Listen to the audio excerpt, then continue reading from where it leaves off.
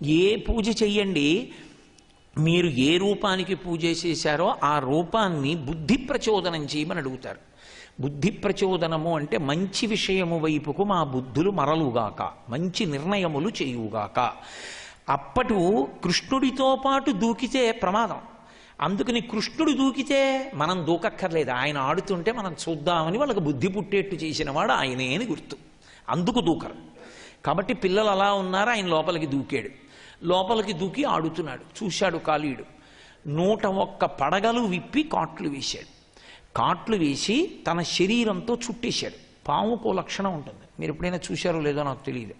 పాము శత్రుప్రాణి యొక్క శరీరాన్ని తన శరీరంతో చుట్టేస్తుంది. చుట్టి కాలు చెయ్యి కదలకుండా పీడిస్తుంది నొక్కి.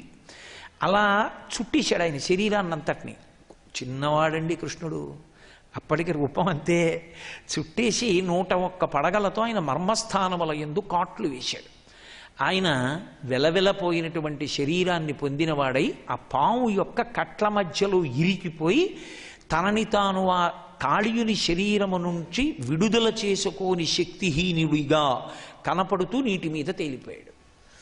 తేలిపోతే ఇప్పుడు ఈ ఒడ్డున నిలబడిన పిల్లలందరూ పెద్ద గగ్గోలు చేశారు. అయ్య బాబోయ్, కృష్ణుడికి ఆపదొచ్చింది, కృష్ణుడంటే ఏదైనా చేస్తాడని వాళ్ళ నమ్మకం. కృష్ణుణ్ణి పాము చుట్టేసింది, కృష్ణుణ్ణి పాము కరిచేసింది. వీళ్ళు అరుస్తూ పరిగెత్తుకుంటూ వెళ్ళి ఆ గోపకాంతలకి చెప్పారు.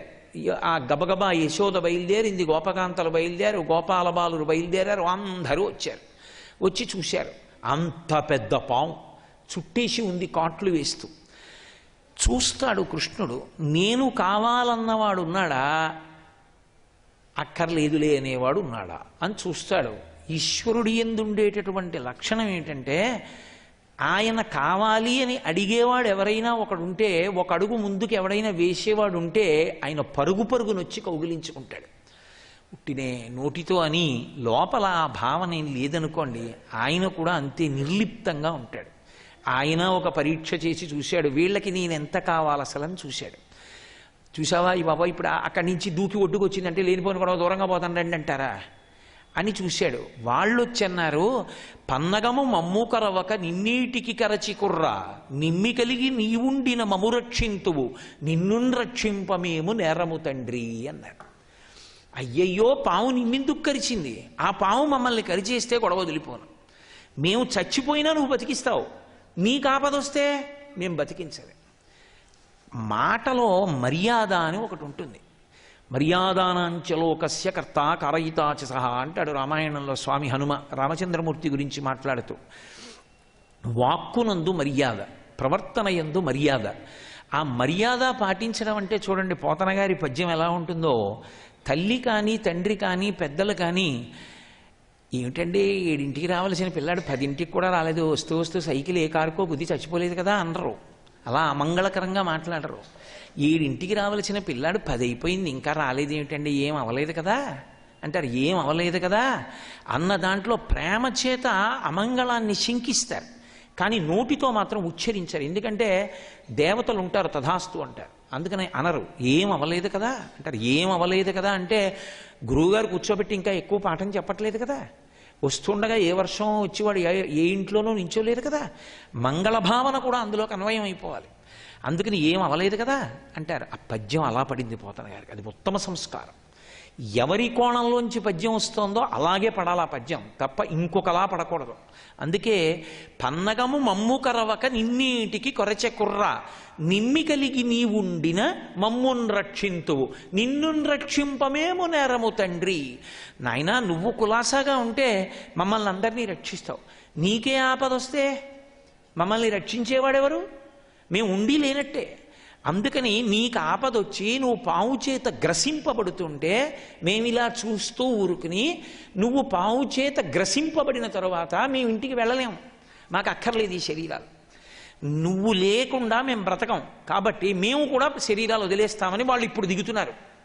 అంటే వాళ్ళకి పూనిక, కృష్ణుడు కావాలన్న పూనిక ఏమిటో చూశాడు ఆయన.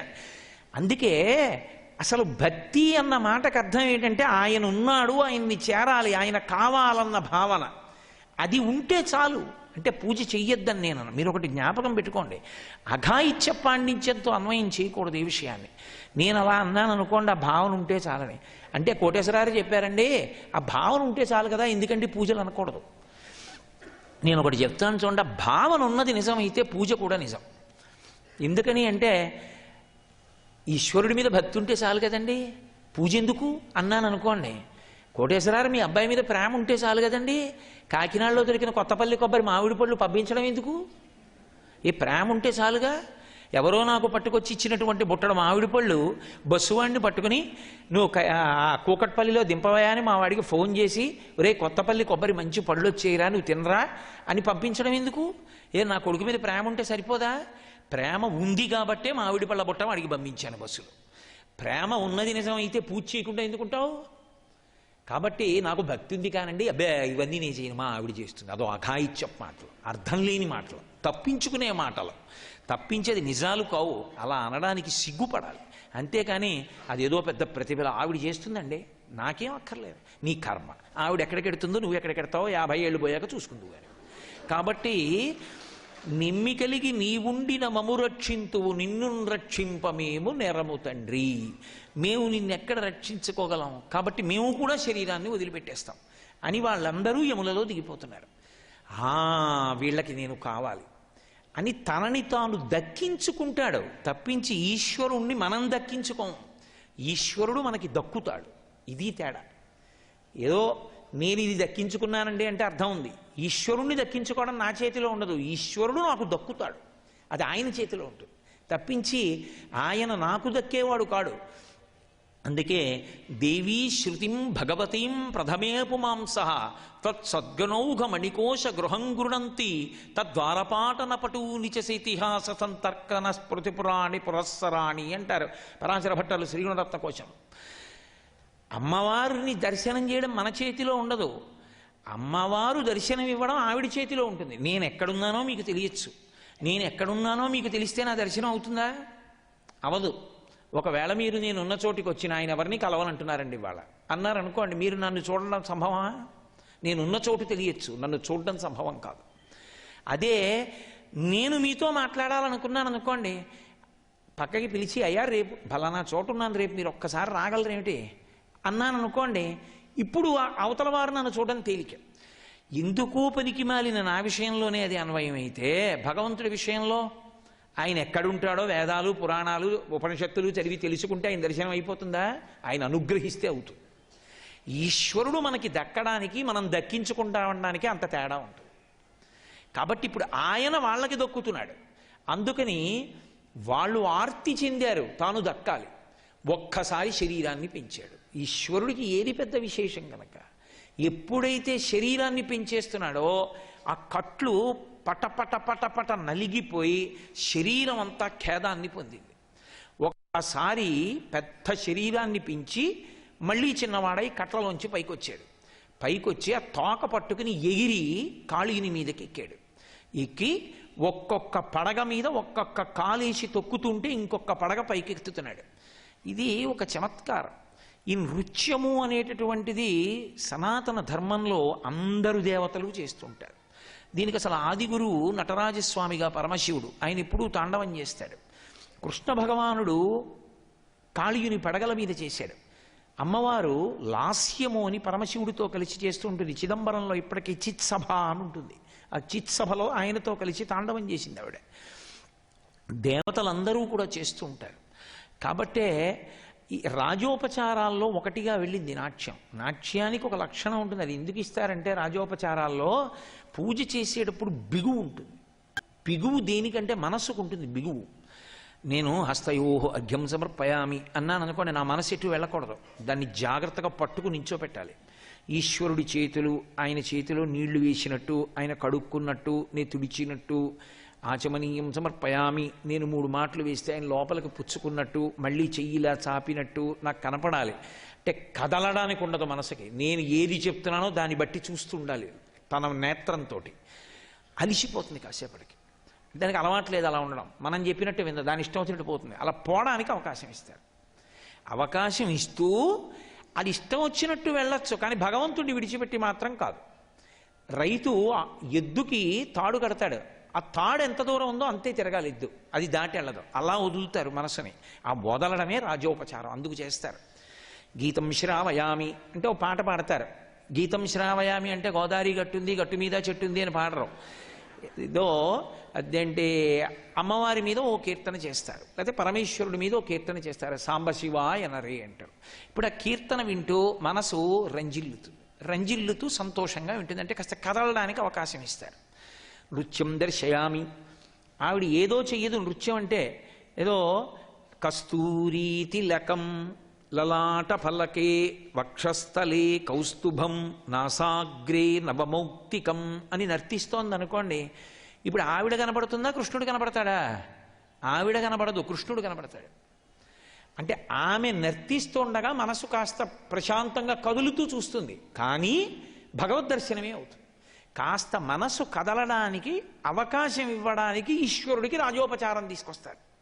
అసలు పూజా విధానంలో ఉండేటటువంటి గమ్మత్తు అదంతా. కాబట్టి ఇప్పుడు భగవంతుడు ఒక్కసారి ఆ కాళీయుని పడగల మీదకి ఎక్కి నృత్యం మొదలుపెట్టాడు. అది ఏదో అడ్డదిడ్డంగా పావును చంపేసేవాడు తొక్కేసినట్టుగా ఎగిరి కాళ్ళు పెట్టి తొక్కేయడం కాదు, అది హృద్యమైంది. నృత్యం అని ఒకటి ఉందనుకోండి, ఒక్క నృత్యమే చేస్తున్నారు అనుకోండి, ఓ పక్క వాయిద్యాలు లేవు, ఓ నటువాంగం లేదు, ఓ కీర్తన లేదు, ఏమీ లేదు. అది ఎలా ఉంటుంది చూడ్డానికి? చాలా పేలవంగా ఉంటుంది అప్పుడు. అందుకే అది నృత్యం అయితే పాట పాడేవాడు ఉండాలి, మధ్యలో వాయించేవాడు ఉండాలి, వేణువు వాయించేవాడు ఉండాలి. ఇవన్నీ ఏవి అక్కడప్పటికప్పుడు?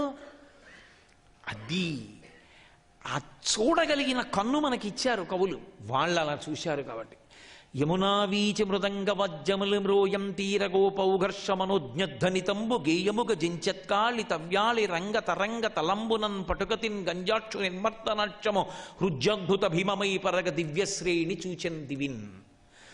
ఇప్పుడు అద్భుతమైన నృత్యం అనుకోండి, వేదికలు పట్టవు, జనంతో నిండిపోతాయి. శోభానాయుడు గారు వచ్చి పద్మావతి పరిణయం చేస్తున్నారు అన్నాను అనుకోండి, ఈ ప్రాంగణం పడుతుందా? పట్టదు. నర్తకీమణి యొక్క శక్తిని బట్టి వచ్చే వాళ్ళ సంఖ్య ద్విగుణీకృతం అయిపోతుంది. ఆవిడ అలా రమిస్తుంది చేస్తూ. ఆవిడ పద్మావతీదేవిగా చేస్తున్నారనుకోండి, చూసేవాడికి శోభానాయుడు గారు కనపడరు, పద్మావతీదేవే కనపడుతుంది అంతే. ఆవిడ అలా ఒదిగిపోతారు దాంట్లోకి. నటరాజ అనుగ్రహం ఆవిడికి. కాబట్టి ఇప్పుడు ఆయన నృత్యం చేస్తే మామూలు వాళ్ళు చూస్తారేంటి, దేవతలందరూ కూడా వచ్చి చేరాలి. ఇప్పుడు ఎంతమందిటి దానికి ప్రేక్షకులు?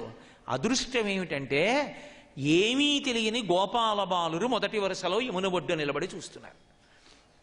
మిగిలిన వాళ్ళు బాల్కనీస్లో దూరంగా ఉన్నారు, దేవతలందరూ ఆకాశంలో నిలబడి చూస్తున్నారు.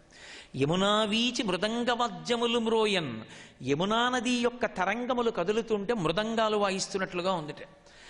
ఆ ఒడ్డున ఉన్నటువంటి గోపాల బాలురందరూ సంతోషంతో హాయ్ హోయ్ అని అరుస్తున్నారు. కృష్ణుడు ఒక్కొక్క పడగ మీద తొక్కేస్తుంటే వాళ్ళందరి యొక్క సంతోషంతో కూడినటువంటి అరుపులు పాట పాడుతున్నట్లుగా ఉందట. మనోజ్ఞధ్వనితంబు గేయముగా జించత్కాళి తవ్యాళి రంగ తరంగ తలంబునన్, కాళీయుని యొక్క పడగలే ఆయనకి రంగస్థలమయ్యాయి.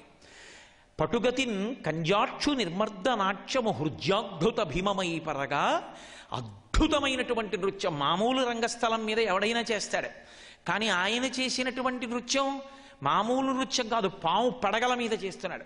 రంగస్థలం కుంగుతూ పైకి లేస్తోంది అనుకోండి, నృత్యం చేయడం అంత తేలికేం కాదు. రంగస్థలం ఒకలా ఉంటే, సమతలంతో ఉంటే, ఓ రెండు మేకులో గుడ్డుసూదులో ఉన్నాయనుకోండి, చాలా కష్టం నృత్యం చేయడం, కళ్ళలో గుచ్చుకుంటాయి. అందుకే నృత్యం చేసే ముందు వేదికనంతటినీ పరిశీలించి ఒకసారి దులిపేసి తుడిచేస్తారు గబగబా. మాకు కాకినాడలో సుశిక్షితుడు మా గోపాలకృష్ణ గారు, నృత్యం దర్శయామి అనేటప్పటికీ కార్యకర్తలు గబగబా ఎక్కి తుడిచి చేయాలి, లేకపోతే ఏదైనా ఉంటే నర్తకీమణి కాళ్ళకు గుచ్చుకుంటుంది. కాబట్టి ఆ పడగలు కిందకి వెళ్ళిపోతున్నాయి తొక్కుతున్నప్పుడు. ఒక పడగ కిందకి వెళ్ళిపోతుంది, మళ్ళీ ఇంకో పడగ మీదకి ఎక్కుతూ ఉండాలి. ఇది ఏదో ఎగబాకుతున్నట్టు కిందకి దూకుతున్నట్టు ఉండకూడదు. రంగస్థలం కుంగి పైకెళుతున్నా కూడా ఆ నృత్యం అంత అందంగా ఉండాలి. ఆ వెనకనున్న తోక చేత్తో పట్టుకుని ఆయన పాదములను అంత అందంగా పడగల మీద వేసి తొక్కుతూ లేస్తూ ఎగురుతూ అంత అద్భుతమైనటువంటి నృత్యం చేస్తున్నాడు. వెస దామోదరు పాదఘాతనగతుల్ వేవేల చందంబులన్ ప్రసభాటోపముజూప బాపపణ భృచ్చటామండలం బసహంబై పగిలెన్ మణుల్ చెదరగా నాస్యంబులన్ సునితం వెసగన్ దంస్ట్రల్ నుగ్గుగాగా గరళవహ్నిజ్వాలికల్ వెల్వడన్. ఆయన అలా తాండవం చేస్తుంటే వెస దామోదరు పాదఘాతనగతుల్ వేవేల చందంబులన్. ఇప్పుడు దామోదరులలో నామం వాడారు పోతర గారు. దామోదరుడు అన్నారు, భక్తికి వశుడయ్యేవాడు అంటే ఇంత తప్పు చేసిన వాణ్ణి కూడా వదిలేస్తాడు స్వా అని గుర్తు. ఎందుచేత అంటే భక్తికి చేసే స్తోత్రానికి కట్టుబడిపోతాడని గుర్తు. వెస దామోదరు పాదఘాతనగతుల్ వేవేల చందంబులన్ ప్రసభాటోపము చూప. ఆయన అలా 101 పడగల మీద ఎగిరి నృత్యం చేస్తుంటే ఆ ముక్కులు బద్దలైపోయి నోళ్లలోంచి నెత్తురు ధారల కింద కారిపోతోంది. పడగలన్నీ పగిలిపోయి పడగలలో ఉన్నటువంటి మణులు చెల్లాచెదరైపోయి ఆ మణుల కాంతులు చిన్ని కృష్ణుని యొక్క పాదముల మీద ప్రసరిస్తుంటే ఆ తోక పట్టుకుని అంత అద్భుతమైనటువంటి నృత్యం చేస్తున్నాడు. ఏమి పద్యాలు పడ్డాయో మహానుభావులకు. వెస దామోదరు పాదఘాతనగతుల్ వేవేల చందంబులన్ ప్రసభాటోపముచూప బాపపణ భృచ్చటామండలం బసహంబై పగిలెన్ మణుల్ చెదరగా నాస్యంబులన్ శోణితం బెసగన్ దంస్ట్రలు నుగ్గుగాగ గరళవహ్నిజ్వాలికల్ వెల్వడన్. విషంతో కూడినటువంటి అగ్ని జ్వాలలు కక్కుతూ శక్తి క్షీణించిపోయి పడగలు వాలిపోయి పడిపోతున్నాడు. ఇక మృత్యుకాలం ఆసన్నమవుతోంది. ఆసన్నమవుతూ ఉండగా నాగకాంతలు పైకొచ్చారు, అనేక మంది భార్యలైనకి. వాళ్ళు రావడంలో చమత్కారం ఏమిటంటే బిడ్డల్ని పట్టుకుని వచ్చారు. ఇదో చమత్కారం. ఎందుచేత అంటే దయాప్రసరణమునకు తేలికైన విషయం ఇది అంటే పెద్దవాళ్ల వల్ల ఉండదు, శిశువు వల్ల ఉంటుంది. ఇది కవి ఎంత సంస్కారవంతుడో, కవి ఎంత భక్తి తత్పరుడో తెలుస్తుంది. శంకరాచార్యులు వారు కనకధారా స్తోత్రం చేశారు ఆ లక్ష్మీదేవిని పిలిచి. అమ్మాయి ఈవిడికి డబ్బు లేదమ్మా, పేద బ్రాహ్మణి అనలేదు ఆయన. విహంగ శిశవ్విషణ్ణే దుష్కర్మ ఘర్మకమ పనీయ చిరాయ దూరం నారాయణ ప్రణయిని నయనాంబువాహ అన్నారు. అమ్మ ఈమె పక్షి పిల్లమ్మ అన్నారు. పక్షికో లక్షణం ఆకలి ఎక్కువ, పక్షి పిల్లకి మరీ ఎక్కువ. కానీ అది తనంత తాను ఆహారం తెచ్చుకోదు, ఎవరో తెచ్చి పెట్టాలి. ఆ పిల్ల ఎవరైనా ఆకలితో ఉంటే తల్లి మనసు కదిలిపోతుంది. తల్లి మనసు అంటే పిల్లకే తల్లి అవ్వక్కర్లేదు, తల్లి మనసు పురుషుని యందు కూడా ఉంటుంది. ఈశ్వరుని యందు తల్లి మనసు లేదు. అందుకే త్వమేవ మాతా చ పితాత్వమేవ త్వమేవ బంధుస్య సఖాత్వమేవ త్వమేవ విద్యా ద్రవిణం త్వమేవ త్వమేవ సర్వం మమ దేవదేవ. ఆయనే తల్లి, ఆయనే తండ్రి, నీవే తల్లియు తండ్రియు అని చిన్నప్పుడు పద్యాలు పాడించేవారు కాదు. అలా వెళ్ళిపోతుంటే బాబాయ్ 3 రోజులైంది అన్నం తిని రొట్టె ముక్క ఏంటి బాబాయ్ అందనుకోండి, నేను నా దయ కదలచ్చు కదలకపోవచ్చు. ఆమె నన్ను అడగట్లేదు, కానీ ఆమె ఒళ్ళో ఉన్న పిల్ల అమ్మ 3 రోజుల నుంచి అన్నం లేదమ్మా, అన్నం లేదు ఆకలేస్తోందంటే మంచినీళ్ళు తాగమంటున్నావమ్మా, అమ్మ మంచినీళ్ళు తాగితే కడుపులో తిప్పేస్తోందమ్మా, వాంతి అయిపోతోందమ్మా, ప్రేగులు చుట్టుకుపోతున్నాయమ్మా, అమ్మ నించోలేకపోతున్నానమ్మా, అమ్మ ఏదైనా పెట్టమ్మా అని తల్లిని కొడుతోందనుకోండి, ఎక్కడి నుంచి తెచ్చి పెట్టనే, ఏముందని పెట్టనంటోందనుకోండి తల్లి, ఇప్పుడు మిమ్మల్ని అడగాలా? అక్కర్లా. తల్లి మనసు కదిలిపోతుంది. మీరు 10 రూపాయలు ఇవ్వరు, అసలు లేచి వెళ్ళి రొట్టె కొనుక్కోగలదో లేదో, మీరు గబగబా వెళ్ళి రొట్టె కొని తెచ్చి ముందు పిల్లకి పెట్టమ్మా అంటారు. నువ్వు తినమ్మా అనరు, ముందు పిల్లకి పెట్టు అంటారు. ఏమిటి అఘాయిత్యం? అలా వదిలేయకూడదు పిల్లని. అని అవసరమైతే ఓ నీళ్ళ సీసా కూడా కొనిస్తారు. పిల్ల తల్లడిల్లితే తల్లి చూడలేదు. కాబట్టి ఆ పిల్లలతో వచ్చారనుకోండి, ఈశ్వరుడు కూడా దయామయుడైపోతాడు. అయ్యి బాబోయ్ తొక్కేస్తున్నాడు ఓ పక్క నుంచి, వాళ్ళు భార్యలు బిడ్డలతో వచ్చారు. అసలు అది చూడగానే కాళ్ళు ఆగుతాయి. ఎప్పుడో ప్రార్థన చేసే లోపల ఆయన తొక్కుతూ వింటే చచ్చి ఊరుకుంటాడు ఆ కాళీయుడు. ముందు ఆగిపోవాలి కాళ్ళు ఆగిపోవాలంటే పిల్లలతో కలిసి వచ్చి నించున్నారు. వచ్చి నించునేటప్పటికీ ఇంకొక్కసారి తొక్కేస్తే చచ్చిపోతాడు. పిల్లలు అనాథలైపోతారు. అనాథ శబ్దం ఉండడానికి వీల్లేదని ఈశ్వర శాసనం. అనాథ అన్న పేరు ఎందుకుందంటే లోకంలో ఎప్పుడైనా ఏదైనా పేరుంటే ఆ పేరున్నవాడు వాడు ఉంటాడని, ఆ బాధతో ఉన్నవాడు ఎవడోడు ఉంటాడని. మాట ఉండి ఆ మాటకి అన్వయం అయ్యేవాడు లేనివాడు ఉండాలని ఈశ్వర శాసనం. అనాథాశ్రమాలు ఉన్నాయని అనకూడదు, అంతకన్నా కుసంస్కారం ఇంకోటి ఉండదు. అనాథలు ఈ జగత్తు యందు లేరు. ఎందుకో తెలుసా? ప్రతి వాళ్ళు సనాథలే. అనాథ అంటే భర్త లేనిది అని. భర్త అంటే పోషకుడు. భర్త లేకపోతే బిడ్డలు ఉంటారు, బిడ్డలు లేకపోతే తండ్రి ఉంటాడు, తండ్రి లేకపోతే తల్లి ఉంటుంది, తల్లి లేకపోతే అన్నదమ్ములు ఉంటారు, ఎవరు లేకపోతే జ్ఞాతులు ఉంటారు. అనాథ ఎవరు ఉండరు. భగవంతుడు అనాథ కదండి, ఆయనకి తల్లి తండ్రి లేరు కదా అనొచ్చు. భగవంతుడికి అమ్మవారు ఉంది, అమ్మవారికి ఆయన ఉన్నాడు. ఎవరు అనాథ ఇంకా లోకంలో? అసలు అనాథ అన్న మాట అన్వయం అవదు. అందుకని అనాథ అన్న మాట అనకు. కానీ నాథుడు లేకపోతే అప్పుడు అనాథ అని పిలుస్తారు వీళ్ళని. పిల్లలతో ఉన్నాం, ఏం చేయమంటావు? నువ్వు తొక్కేస్తే నిజమే తప్పు చేశాడు. లోకంలో అజ్ఞానం ఉంది కాబట్టి గురువుగారు కావాలి, అనారోగ్యం ఉంది కాబట్టి వైద్యుడు కావాలి, తప్పు చేసి ఉన్నాం కాబట్టి పాపం పోగొట్టుకోవడానికి ఈశ్వరుడు కావాలి. ఈ ముగ్గురు ఎదురు తిరిగారనుకోండి, నీకు ఏమీ తెలియదు నేను ఎందుకు చెప్పాలన్నాడు అనుకోండి, ఇంకా గురువు ఎందుకు? ఏమిటి నీ దిక్కుమాలిన రోగాలు అన్నాడు అనుకోండి, వైద్యుడు ఎందుకు? పాపం ఉంది కాబట్టి నేను చంపేస్తాను తప్ప క్షమించను అన్నాడు అనుకోండి, పరమేశ్వరుడు ఎందుకు? కాబట్టి ఈశ్వరుని యొక్క కారుణ్యమేమి అంటే తప్పు తెలుసుకుంటే వెంటనే ఊరుకుంటాడు. అందుకే అజ్ఞానినామయా దోషాన్ అశేషాన్ విహితాన్ హరే క్షమస్వత్వం క్షమస్వత్వం శేషశైల శిఖామణే. అంటే తప్పులు చేయ క్షమార్పణ చెప్పా అందుక కాదు. అహం దూరతస్తే పదంభోజ యుగ్మ ప్రణామిచ్చయా గచ్చ సేవాం కరోమి సహృచ్ఛేవయా నిత్య సేవా ఫలం త్వం ప్రయచ్ఛ ప్రయచ్ఛ ప్రభో వెంకటేశ. కాకినాడ నుంచి తిరుమల వచ్చా, స్వామి నీ సేవ చేశా. ఇక్కడ సేవ చేసి మళ్ళీ వెళ్ళి తప్పులు చేసి మళ్ళీ నీ దగ్గరికి వచ్చి అజ్ఞాని నామయా దోషాన్ అశేషాన్ విహితాన్ హరే అండం కాదు. ఇక్కడ ఉన్నప్పుడు నీ సేవ ఎలా చేశానో నేను కాకినాడలో ఉన్నా నీ సేవ అలాగే చెయ్యాలి, నిన్ను అంతటా చూడగలగాలి. అలా చేసి నేను బతికున్నన్నాళ్ళు నీ సేవే చేసేట్టుగా అనుగ్రహించు. కాబట్టి ఇప్పుడు వాళ్ళు పిల్లల్ని పట్టుకుని గబగబా వచ్చారు. ఇప్పుడు అసలు అది చూసేటప్పటికి ఆగిపోయిందంతే. శంకరులు స్తోత్రం చేసేటప్పటికి లక్ష్మీదేవి ఎలా కరిగిపోయిందో, అమ్మా మేమే పిల్లలు ఏడిస్తే తట్టుకోలేమే, జగజ్జననివి ఈ పేద బ్రాహ్మణి ఏడుస్తుంటే ఎలా ఊరుకున్నావమ్మా? అంత లక్ష్మీదేవి కనకధార కురిపించేసిందంతే. అది కవిత్వంలో ఉండేటటువంటి మాధుర్యం. అందుకే కనకధార నిలబడిపోయింది స్తోత్రం. కాబట్టి ఇప్పుడు పిల్లలతో వచ్చి ఆ భార్యలు నిలబడితే ఆపేశాడంతే నాట్యం. కానీ కాళీయుడి పడగల మీదే ఉన్నాడు. వాళ్ళు చూశారు, ఆ పడగల మీద కాళ్ళున్నాయి. మళ్ళీ ఏ కారణానికి నృత్యం మొదలెడతాడో ఇంకొకసారి 4 మాటలు తొక్కాడంటే చాలు ఇక భర్త ఉండడు. వాళ్ళన్నారు వెంటనే, క్రూరాత్ముల దండింపను దారునిపై అవతరించి దనరెడు నీకి క్రూరాత్ముని శిక్షింపను క్రూరత్వము కాదు కాక సాధు గుణము గుణాఢ్యా. ఈశ్వరుడు కాని పెద్దలు కాని ఎప్పుడైనా సంతోషించేది ఒక్క కారణానికే, దబాయిస్తే కాదు, క్షమించమని అడిగితే. అసలు లోకంలో సంస్కారం దేనికి ఉండాలి అంటే, దోషం చేసినవాడు అయ్యా నాది తప్పు మన్నించండి, ఏమనుకోకండి, ఇంకెప్పుడు నేను ఇలా చేయను అన్నాడు అనుకోండి, అలా అన్నందుకు పరవశించిపోతాడు ఇతలవాడు. ఎందుకో తెలుసా? చాలు, ఇంకంతకన్నా ఏం కావాలి? ప్రేమ పుట్టడానికి కారణం అవుతుంది అది.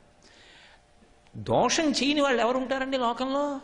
ఏదో ఒక తెలియక తప్పు పని చేస్తారు, కానీ అది తప్పు అని తెలుసుకున్నారనుకోండి చాలు, అంతే, అక్కడతో ఆ విషయం అయిపోయింది అంతే. ఇక అలా వాళ్ళు ఎంత అందంగా మాట్లాడుతున్నారో చూడండి. అసలు నువ్వు ఎందుకు వచ్చావు ఈ లోకంలోకి? క్రూరాత్ముల్ని శిక్షించడానికి వచ్చావు.